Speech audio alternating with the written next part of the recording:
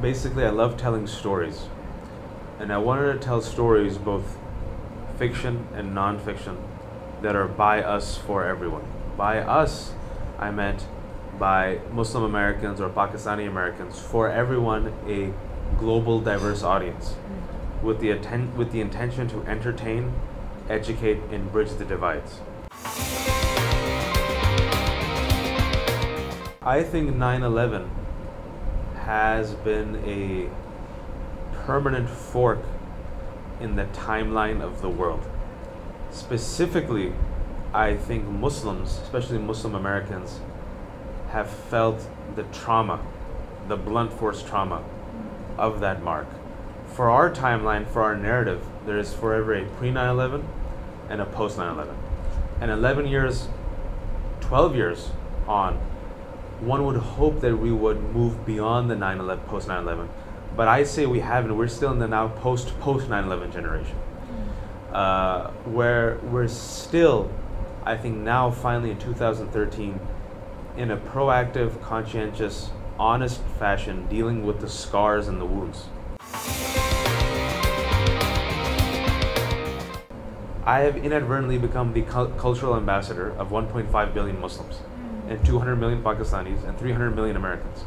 When I'm in America, I get it for being Muslim and Pakistani. When I go to Muslim countries, I get it for being an American. When I go to Muslim countries, they ask me, why did you invade Iraq? I'm like, I didn't invade anything. And the question I get in every Muslim country all the time in Pakistan is, what about the drone strikes? And I'm like, I'm not part of the CIA. I do not head the intelligence. Trust me, if I could alter the drone strikes, I would. When you're in America, they ask you, some people ask you, why do Muslims hate America? Why does Islam hate America? I'm like, I've never met Islam. I don't know who Islam is. Islam and I have never gone on a date. And if we ever went on a date, I'm sure Islam wouldn't pay for the bill.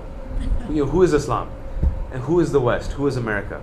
And these are really important questions to ask, because since there is this gulf of ignorance, people project their anger, their frustrations, which is oftentimes linked to foreign policy, into this monolithic divide between Islam versus the West. First and foremost, my job is not to be an apologist. I'm not a propagandist. I'm not going to apologize for the very real challenges that exist both in America and Pakistan, and in certain Muslim populations. These problems exist. I have never denied it. You have to tackle it in a very realistic, honest fashion.